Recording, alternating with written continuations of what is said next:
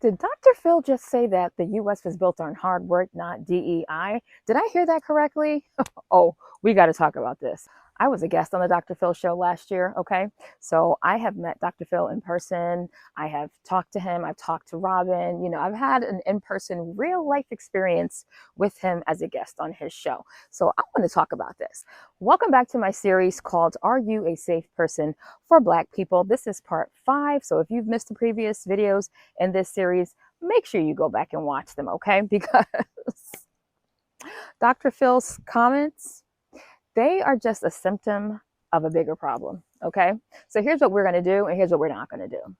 We're going to address his comments, but we're not going to make this about Dr. Phil, okay? I know you just want to go in on him because Oprah Winfrey, who was a Black woman, is the one that put him on, which is why he's had the success that he's had, why he even has a show in the first place. But this is the statement that he makes at this rally in front of thousands of people. Okay, we're not going to focus on his statement because, again, he and his statement are just a symptom of a bigger problem, okay? This is whiteness at work. Whiteness as a system and as an ideology, all right? I have another series that I'm starting tomorrow that's talking about the dangerous lies of whiteness and white supremacy culture. But today, we're going to shift the focus. We're going to shift the focus from Dr. Phil and his uninformed, misguided, ignorant, and racist statement back to you. Because guess what? We can't control what other people do. We can't control what Dr. Phil says, right? But we can focus on you because you can control you. So let's talk about you. Are you a safe person for Black people? Here's what I've seen in my experience. So as a guest on the Dr. Phil show, I got the star treatment. I mean, I was treated so well. It was a fantastic experience, to be perfectly honest, okay? And when I was talking to Dr. Phil after the show, not just on the show, right? Because the cameras are on, there's an audience there, so you got to be a certain way. When I was talking to Dr. Phil after the show, behind the stage, backstage with Robin, he was warm, he was friendly, he was kind, he was funny. He made me feel welcome. He made me feel comfortable, right? So you might be saying, well, what's your point? What are you trying to say? What I'm trying to say is that just like Dr. Phil, many of you white people, you're living a double life. You're living a double life because you know what? You talk to Black people, you work with Black people, you go to church with Black people, you may live in a community with Black people, and y'all are so friendly. You're so friendly. You're so nice to us.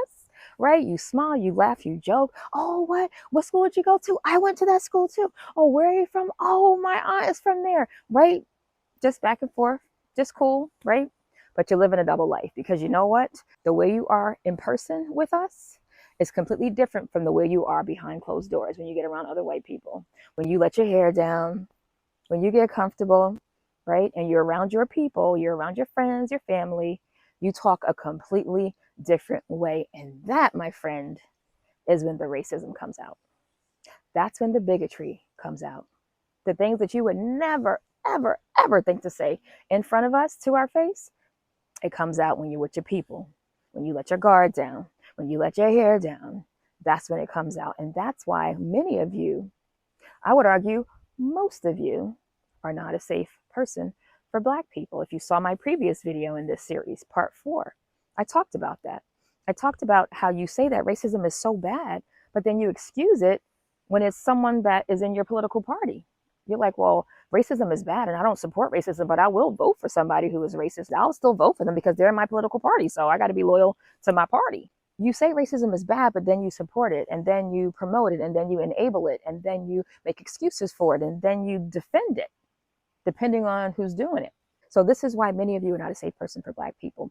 So we have to get the root of that fixed and pull that out of you, deconstruct it, so that you can start unlearning that behavior and recognize that there's never, ever, ever a scenario where racism is okay. It's never okay. I want you to become a safe person for Black people, not just in front of us, but behind our back when we're not around. So you got to start with your education, okay? That's where it begins. It starts in here, and then it goes to here. So you can get started today at the link on my profile. I have a Patreon community that you can join.